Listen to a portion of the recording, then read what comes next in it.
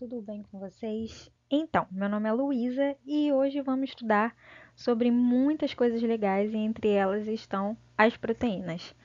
Como vocês estão vendo aí na fotozinha, né? Nós temos um belo bife, uma carne assada deliciosa, acebolada, que representa a proteína. Outros alimentos como frango, salmão, também são representados pelas proteínas. Pai amado, que obra perfeita, né não? Mas o que seriam as proteínas? As proteínas são moléculas orgânicas que são polímeros de aminoácidos, ou seja, elas são formadas por aminoácidos. A proteína, pensa o seguinte, lembra um trem. Esse trem, ele seria a proteína e cada vagão desse trem seriam os aminoácidos. Então, as proteínas, elas são compostos orgânicos mais abundantes no nosso organismo. Entre as funções das proteínas estão as funções estruturais, que elas dão firmeza aos tecidos que formam a nossa pele, os nossos olhos. Exemplo, o colágeno. A proteína também ela tem função imunológica, exemplo, os anticorpos que destroem os vírus, as bactérias.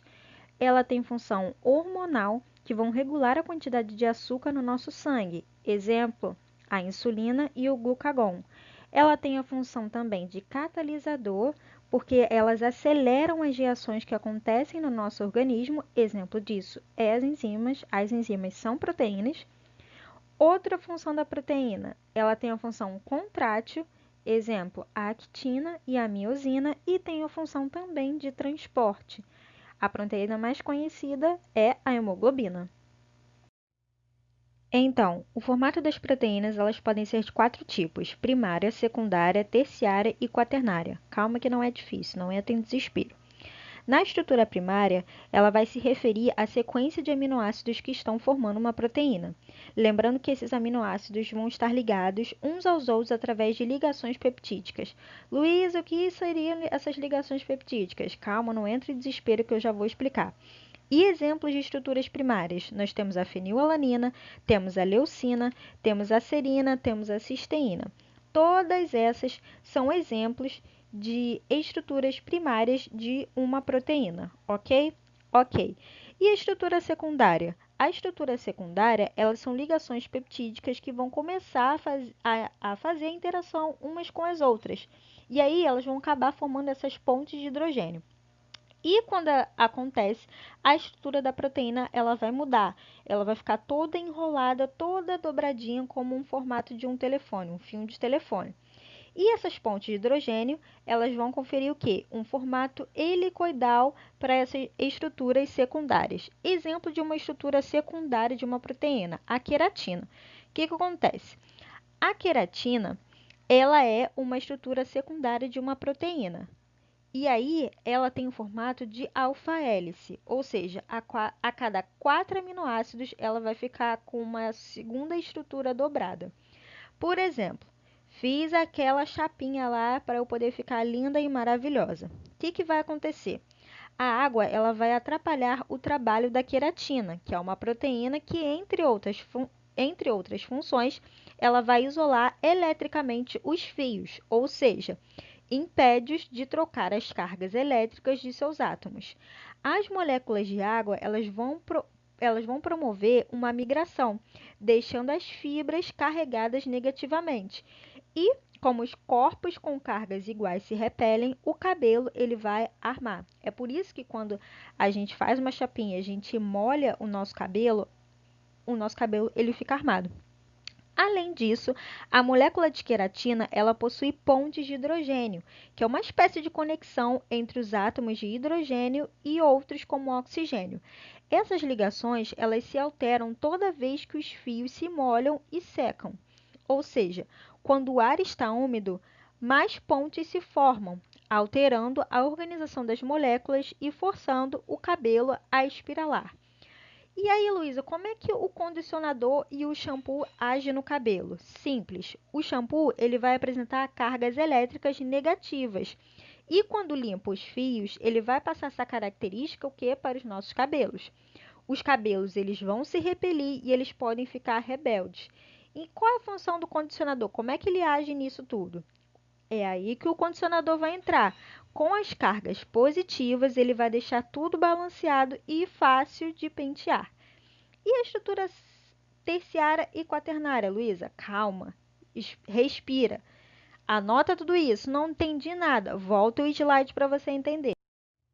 Na estrutura terciária, a proteína ela vai adquirir uma forma tridimensional. As cadeias laterais elas vão interagir e vão formar novas ligações.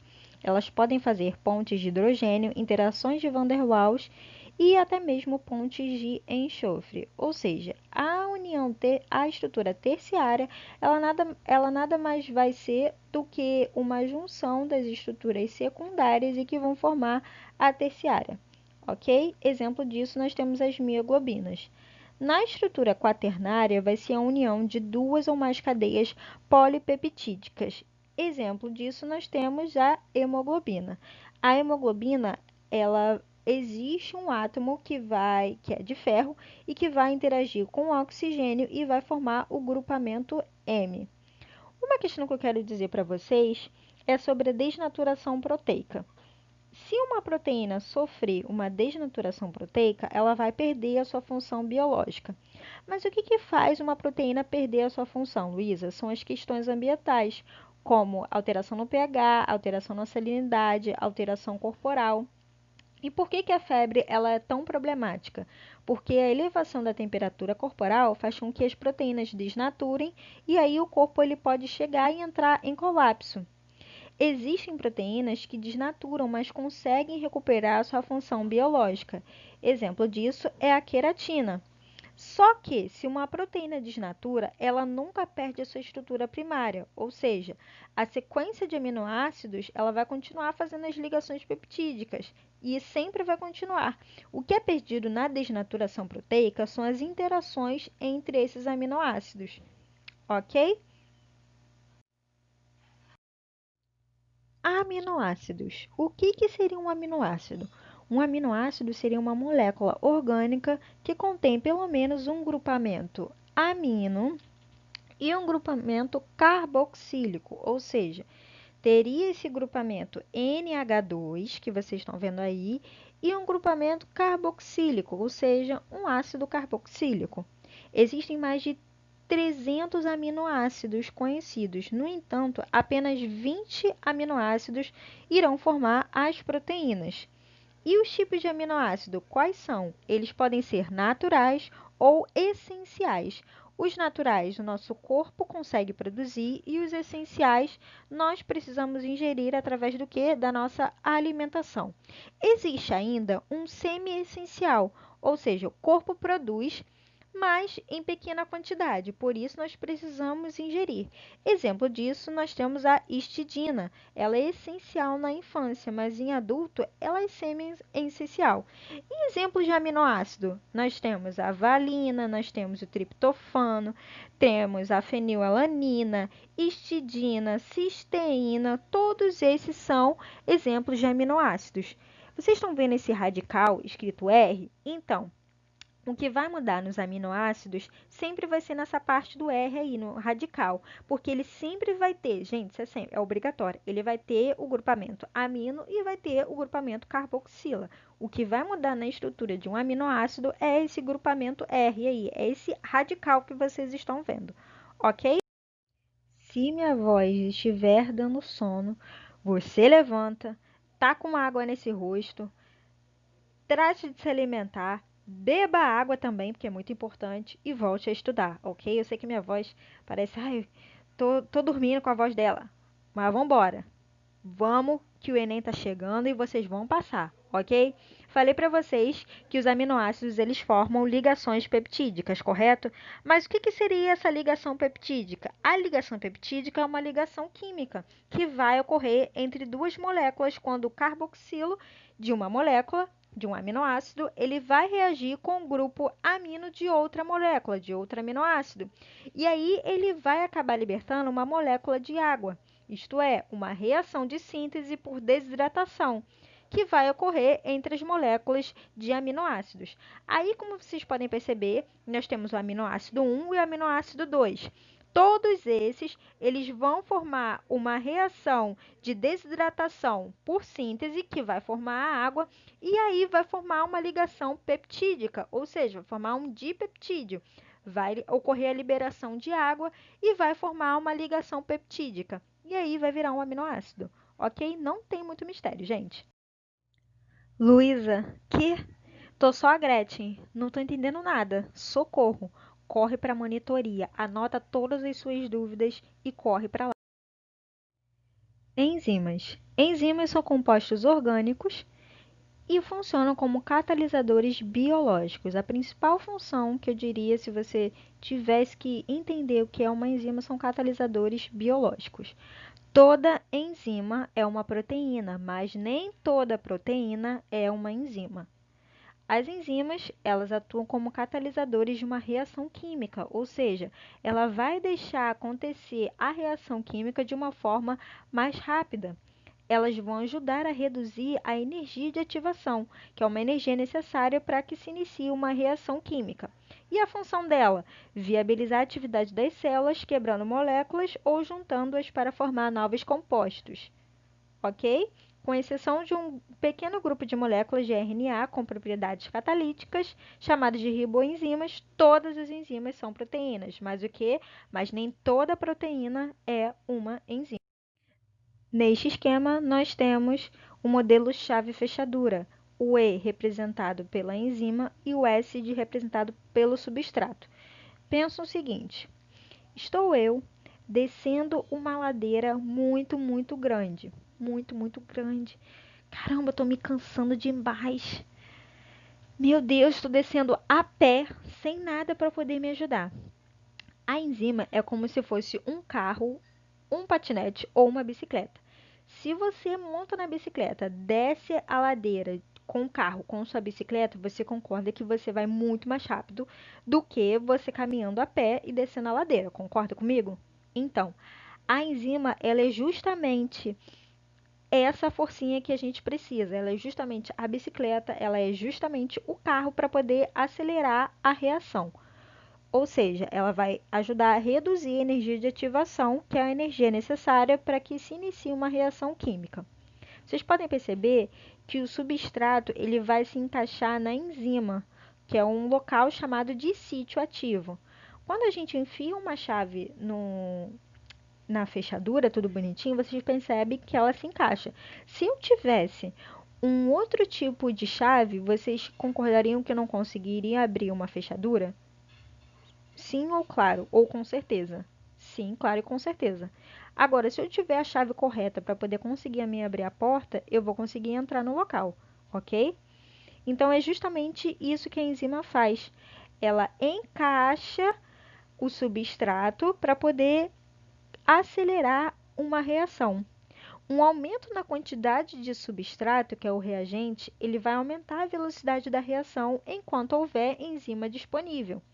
Só que tem uma hora que esse S ele vai se estabilizar, que esse substrato vai se estabilizar. E aí, o que vai acontecer? A temperatura ela vai influenciar no funcionamento das enzimas de 35 a 40 graus Celsius, assim como o pH. As enzimas são proteínas, eu disse isso para vocês, mas elas podem sofrer sim desnaturação, elas podem sim perder a conformação original. Logo, o substrato que está ali, ele não vai conseguir se encaixar. E aquele substrato disponível que está estabilizado, ele também não vai achar mais nenhuma enzima disponível. Ok? E por que na doação de órgãos a gente tem que congelar esses órgãos? Porque eu vou diminuir a velocidade das reações enzimáticas. As enzimas que estão ali naquele órgão congelado, elas vão começar a trabalhar de uma forma lenta, ou seja, o tempo de durabilidade daquele órgão vai ser maior, diferentemente do que se ele não tivesse congelado.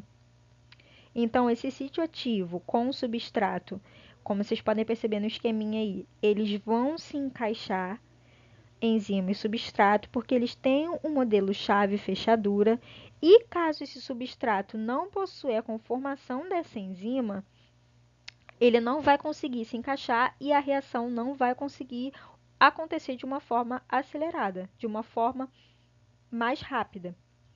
É por isso que cada substrato tem uma enzima específica para poder chegar e acelerar uma reação, ok?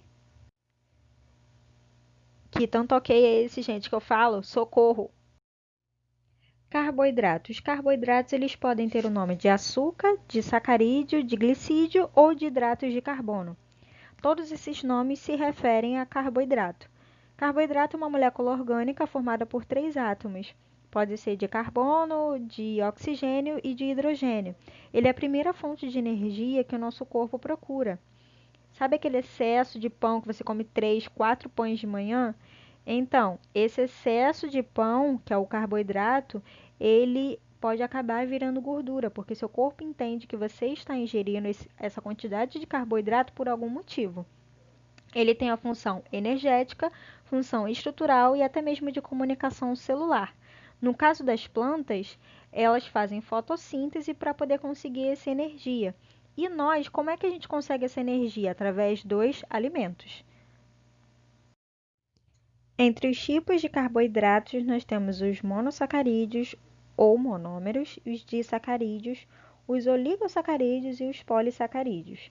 Os monossacarídeos são açúcares muito simples e seus principais representantes são a glicose, que é fabricada pelos vegetais, né, durante a fotossíntese, pelas plantas, a frutose, que é encontrada no mel, e a galactose, que está presente no leite.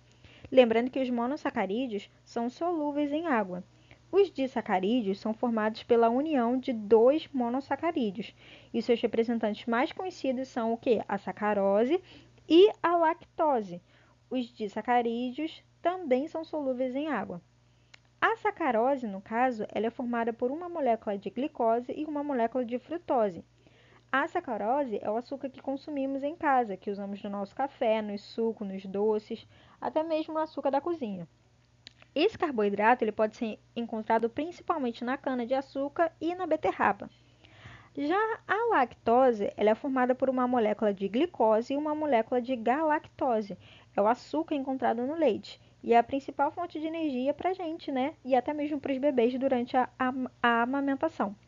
Já os oligosacarídeos e os polissacarídeos, eles são formados pela união de centenas e até mesmo milhares de monossacarídeos e não são solúveis em água. Os exemplos mais conhecidos de polissacarídeos são o amido, né, que é a principal fonte de energia em nossa alimentação. Por exemplo, as plantas elas vão utilizar o amido como reserva de energia. Já na gente, a gente utiliza o que como reserva de energia? O glicogênio. E onde a gente pode encontrar esse amido? Sabe aquele miojo que você gosta de comer? Delicioso? Então, você encontra amido ali. Você encontra amido também nas raízes, nos tubérculos, nas sementes. A celulose. A celulose é o principal componente da parede celular dos vegetais e é também um exemplo de polissacarídeo. Já a quitina. Você lembra quando você pisa naquela barata nojenta? Ai, gente, detesto barata. E aí você pisa na barata, ela faz aquele crack. Então, o exoesqueleto dela é composto por quitina. E aí, quando esse barulhinho é justamente o exoesqueleto desses artrópodes, como eu disse, que é a barata, né? A quitina é o principal constituinte desse exoesqueleto. Beleza? Não tem muito mistério. Lembrando que esses oligosacarídeos, esses polissacarídeos e até mesmo o disacarídeo, eles vão se unir através de ligação glicosídica. Lipídio. O que seria um lipídio? Lipídio ou gorduras são moléculas orgânicas insolúveis em água e solúveis em certas substâncias orgânicas, como álcool, éter e acetona. Também chamamos lipídios ou lipídeos, e essas moléculas elas são compostas por carbono, oxigênio e hidrogênio. Todo mundo acha que a gordura ela não é benéfica para o nosso organismo, mas acontece que a gordura em excesso é prejudicial para o nosso organismo. Algumas funções dos lipídios são extremamente importantes para o nosso corpo, tais como a reserva de energia, A reserva de energia é uma função dos lipídios e ela é utilizada pelo nosso organismo em momentos de necessidade. E ela está presente aonde? Em animais e vegetais. Uma outra função muito importante do lipídio é porque ela funciona como isolante térmico. Nos animais, as células gordurosas, elas vão formar uma camada que atua na manutenção da temperatura corporal, sendo fundamental para os animais que vivem em climas frios. Uma outra função dos lipídios são os ácidos graxos. Esses ácidos graxos, eles estão presentes nos óleos vegetais extraídos de sementes, como as de soja, de girassol, a de canola e a de milho. E aí elas vão ser usadas na síntese de moléculas orgânicas e das membranas celulares. Uma outra função super importante dos lipídios é a absorção de vitaminas, ou seja, elas vão auxiliar na absorção de vitaminas A, D, E e K, que são lipossolúveis e se dissolvem nos óleos. Como essas moléculas não são produzidas no corpo humano, é importante o consumo desses óleos na alimentação. Ou seja, os lipídios, eles funcionam como reserva energética, isolante térmico e elétrico, funcionam como função estrutural, como fosfolipídio, hormonal, são impermeabilizantes, como as ceras, são carreadoras de vitaminas lipossolúveis, ou seja, os lipídios, eles não são uma função que é só prejudicial para o nosso organismo. Eles possuem outras funções que são extremamente importantes para o nosso corpo, ok? Entre as divisões dos lipídios, nós temos os glicerídeos, as ceras, os esteroides, os fosfolipídios e os carotenoides. Os carotenoides, eles são pigmentos alaranjados presentes nas células de todas as plantas que participam na fotossíntese junto com a clorofila. Um exemplo de fonte de caroteno é a cenoura, que ao ser ingerida, essa substância se torna precursora da vitamina A, que é fundamental para a nossa visão, para a gente ter uma boa visão, sabe? Os carotenoides, eles também trazem benefícios para o nosso sistema imunológico e eles vão atuar também como anti-inflamatório. Por isso a importância de a gente ingerir a cenoura. Já as ceras, elas estão presentes na superfície das folhas de plantas, no corpo de alguns insetos, nas ceras de abelhas e até mesmo aquela lá dentro do ouvido, do nosso ouvido, né? Esse tipo de lipídio é altamente insolúvel e evita a perda de água por transpiração. Elas são constituídas por uma molécula de álcool, diferente do glicerol, e uma ou mais ácidos graxos. Já os fosfolipídios, eles são os principais componentes das membranas das células e é um glicerídeo. O que seria um glicerídeo, Luísa? Um glicerol unido a ácidos graxos. E aí eles vão ser combinados a fosfatos. E aí isso é extremamente importante, muito importante para a nossa formação da nossa membrana lá plasmática que a gente tem, tudo bonitinho. Beleza? Quero me ater um cadito aos esteroides. Os esteroides eles são compostos por 4 anéis de carbonos interligados, unidos a hidroxilas, oxigênio e a cadeias carbônicas. Como exemplos de esteroides, podemos citar os hormônios sexuais masculinos, como a testosterona. Os hormônios sexuais femininos também, como a progesterona e o estrogênio, e outros hormônios presentes no corpo, que é o colesterol. Bom, as moléculas de colesterol associam-se às proteínas sanguíneas, formando as lipoproteínas. Essas lipoproteínas são chamadas de HDL ou LDL, que são responsáveis pelo transporte dos esteroides. As lipoproteínas LDL, elas vão carregar o colesterol que se for consumido em excesso, ele se acumula no sangue.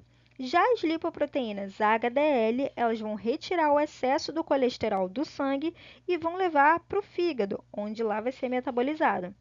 Por fazer esse papel de limpeza, as HDL são chamadas de bom colesterol, diferentemente das LDL, que são chamados de colesterol, entre aspas, ruim. O excesso de colesterol, ele pode acabar indicando doenças que acaba entupindo os nossos vasos sanguíneos. Exemplo de uma doença é a aterosclerose. Ela faz com que a gordura que está nos nossos vasos sanguíneos se solidifique, formando uma placa de ateroma. Vitaminas. Vitaminas são compostos orgânicos e nutrientes essenciais de que o organismo necessita em pequenas quantidades para o normal funcionamento do seu metabolismo. As vitaminas elas podem ser classificadas em lipossolúveis e hidrossolúveis. As lipossolúveis são solúveis em lipídios, ou seja, elas são armazenadas no nosso corpo e só são absorvidas com gorduras. Nós temos como exemplo a vitamina K, vitamina E, vitamina D e vitamina A. Falta de vitamina K dá problema na nossa coagulação sanguínea. Falta de vitamina E pode acarretar problema com esterilidade. Falta de vitamina D causa raquidismo. Falta de vitamina A pode causar cegueira. As hidrossolúveis, elas não são armazenadas e elas são solúveis em água. São vitaminas do complexo C e vitaminas do complexo B. Falta de vitamina do complexo C causa uma doença chamada escorbuto. Falta de vitamina do complexo B pode acarretar em diversas doenças, como anemia perniciosa, a má formação nos primórdios da vida, como a anencefalia, doenças chamadas de beriberi e entre outras. E qual o alimento universal, assim, se eu pudesse selecionar um alimento que está presente e a maioria das vitaminas estão presentes e que é bom para o nosso corpo em todos os sentidos? Adivinha? Fígado. Sim, fígado contém muitas vitaminas e é extremamente importante para o nosso corpo. Bom, a vitamina A, a gente encontra em fígado, na cenoura, nos ovos, no tomate. E a falta de vitamina A causa cegueira, correto? Bom, o precursor da vitamina A é o beta-caroteno. Já o precursor da vitamina D é o calciferol. E a vitamina D, na origem vegetal, nós temos ergosterol. E na origem animal, nós temos o que? O colesterol. Todos eles, em contato com o sol, no caso o colesterol, vira vitamina D3. E aí o nosso corpo consegue fazer e metabolizar esse tipo de vitamina. Ok? Eu espero que vocês tenham entendido tudinho direitinho. Se vocês não entenderam, procurem a monitoria, façam exercícios, não deixem de estudar, o Enem tá batendo as portas e acredite em vocês, ok? Um beijo. Qualquer coisa, vocês podem me procurar no WhatsApp. É só pedir lá no grupo de monitoria, pedir para as professoras de biologia também, que eu estou aqui para poder ajudar vocês em tudo que for possível. Beijinho, gente, e até a próxima.